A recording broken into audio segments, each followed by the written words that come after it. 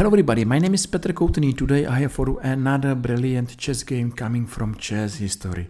Let's enjoy one of the best chess game of Petr Korchnoi, who is playing with white pieces, and let's enjoy how Michal Tal, sometimes called Magic Man from Riga, is defending a difficult position, how he is fighting till end, and at the end he is losing after nice game, this game. And I think that this game has no losers because both players play well, and this game up to me is one of the best chess game of 20th century. So both players did well, and both players came to chess history. So no losers, only one winner, and I hope that you are going to enjoy this video. Black is playing Benoni defense. The most typical plan for black is to start a queenside attack.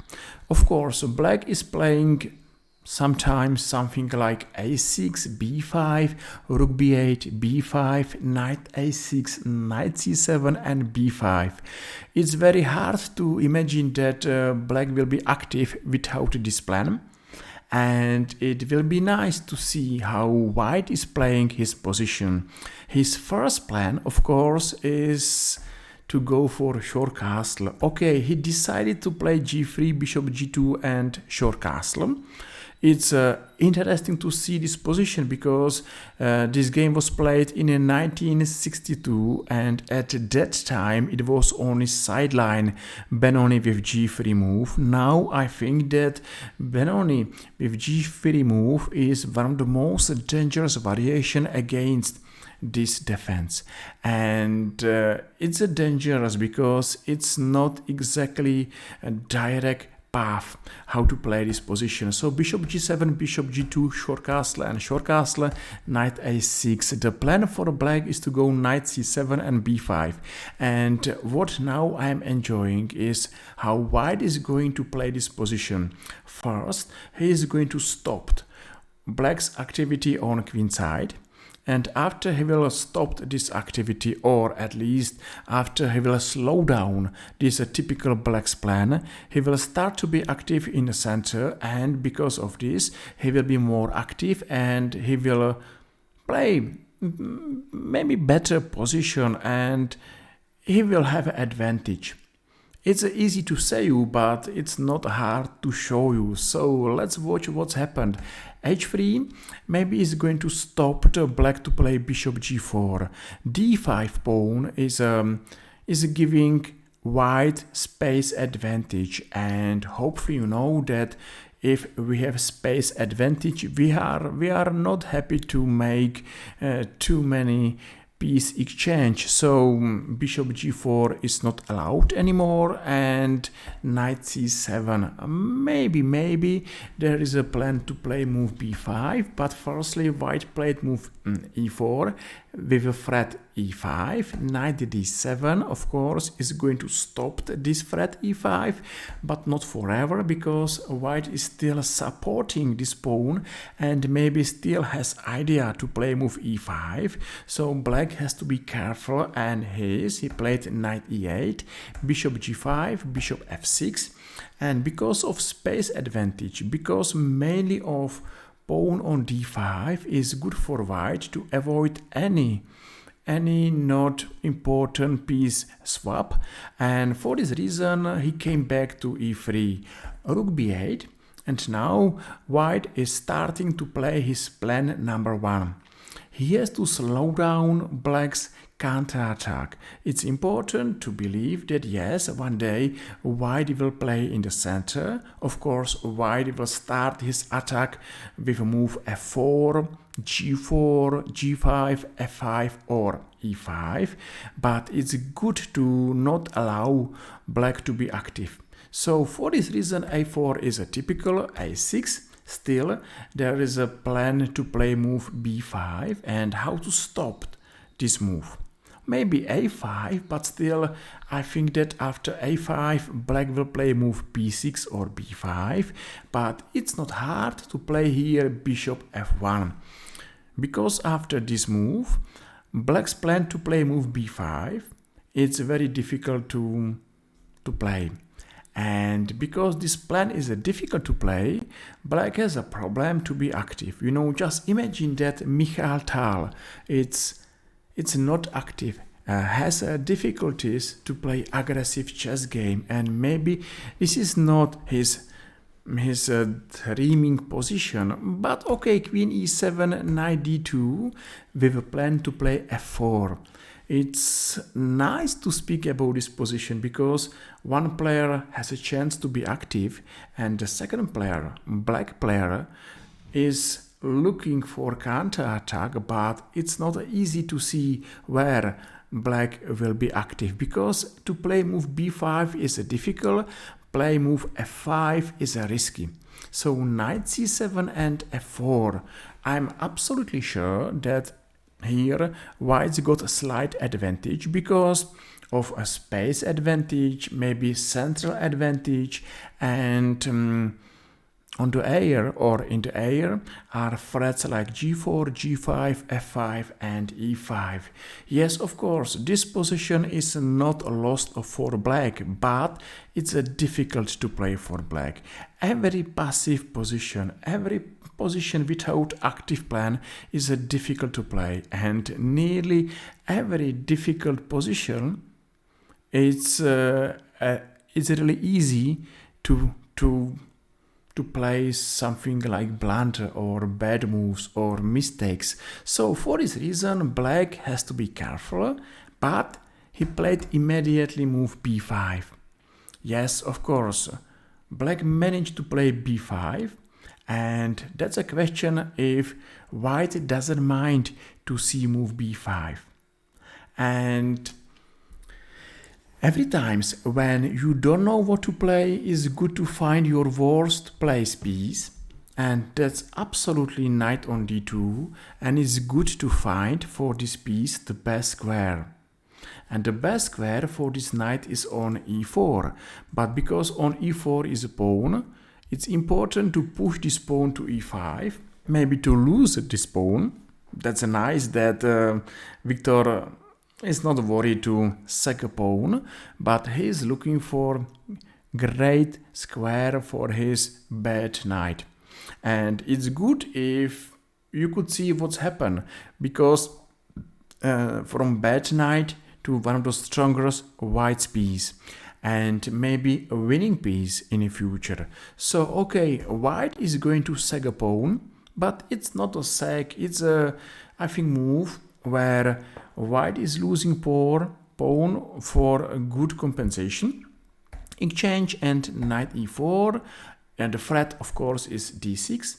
That's something what black has to stop, and he played queen d8.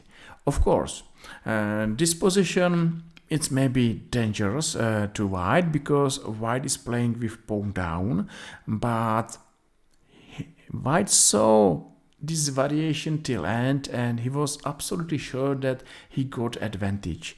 Why? Firstly, he's taking bishop on f6, and that's a good because he could claim two bishops advantage. That's sometimes good.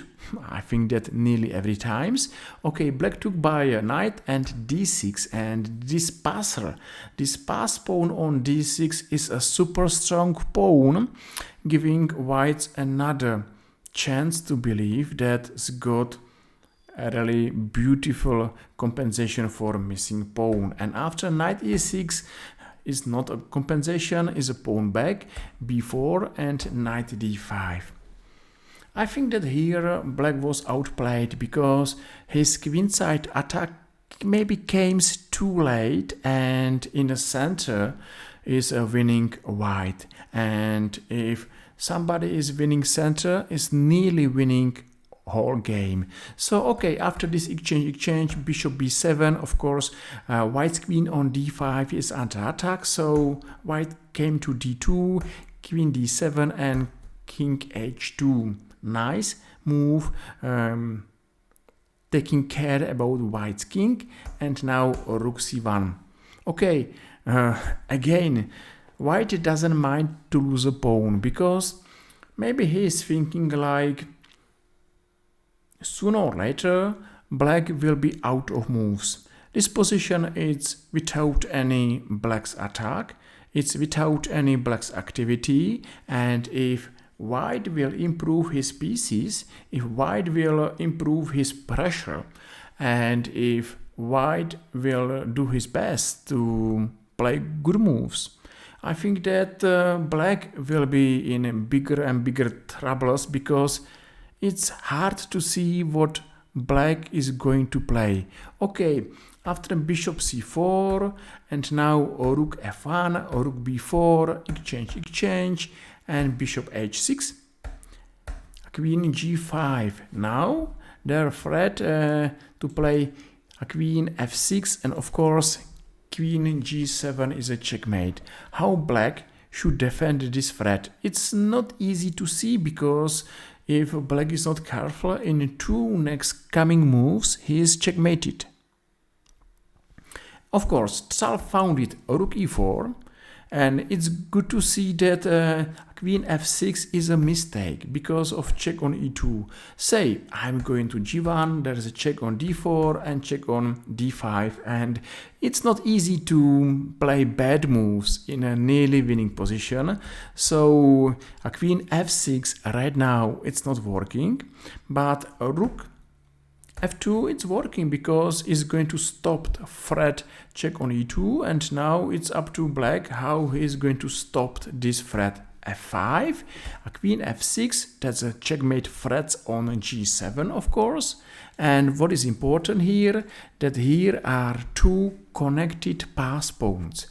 Right now these pawns are blocked by a bishop, but if these pawns are unblocked and are going forward, are rolling forward, it's hard for black to save this game. Okay, of course, first goal for black is to not be checkmated, and for this reason he played queen d7, but he lost a pawn, and now exchange, and yes, this position is tough for black to play, because mainly of these two super strong pass pawns.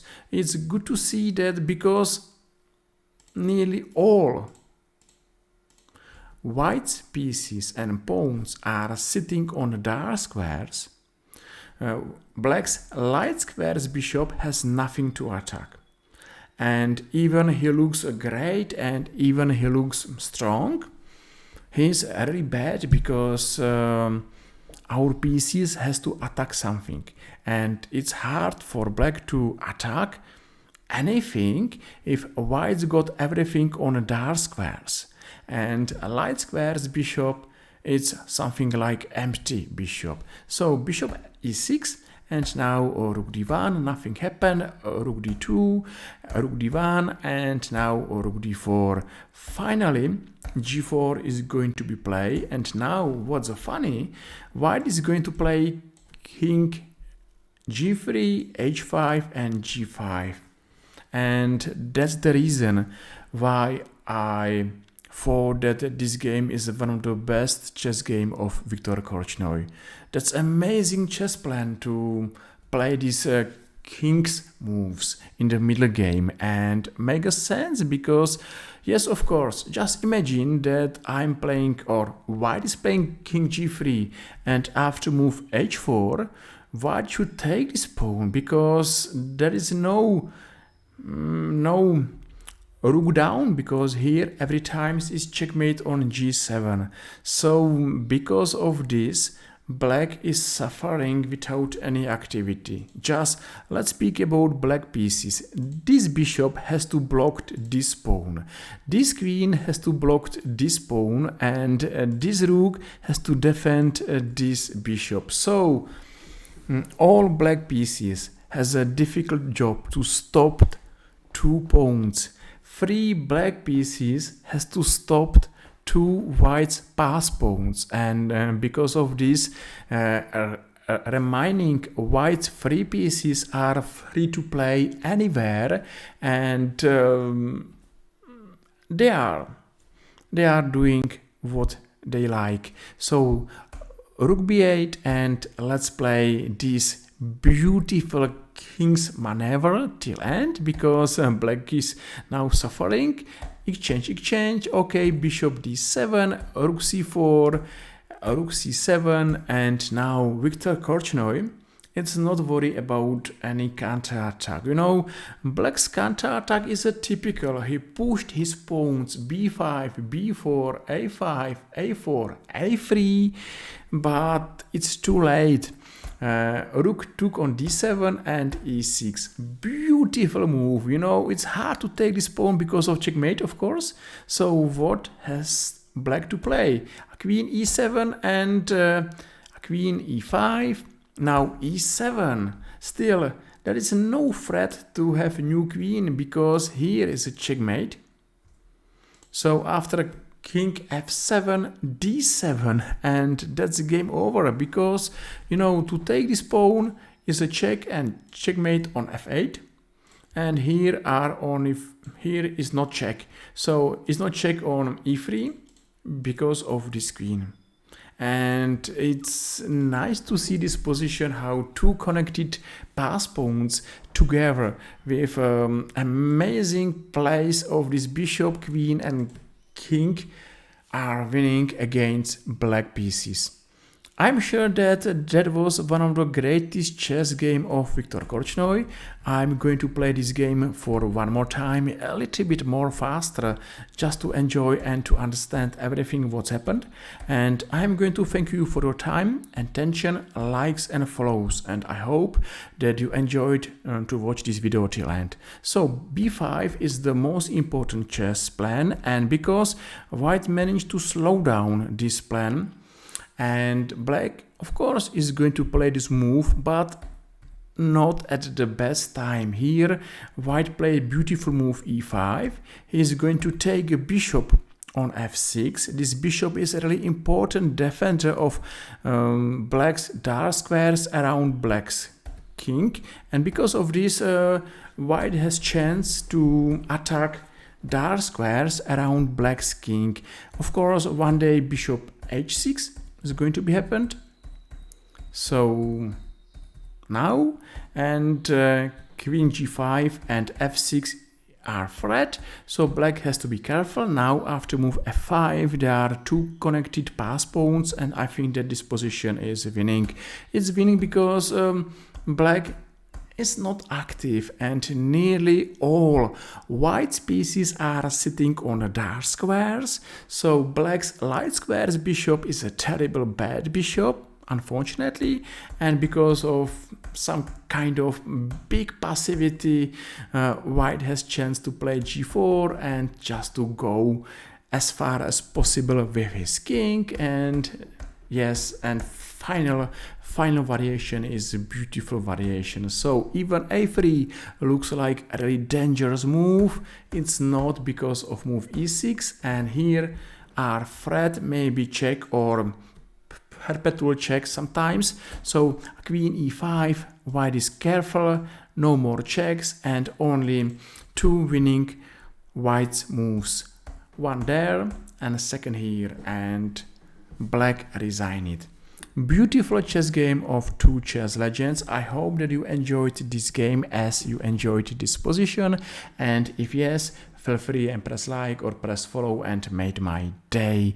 Thank you very much for watching. See you soon. Take care. Bye bye.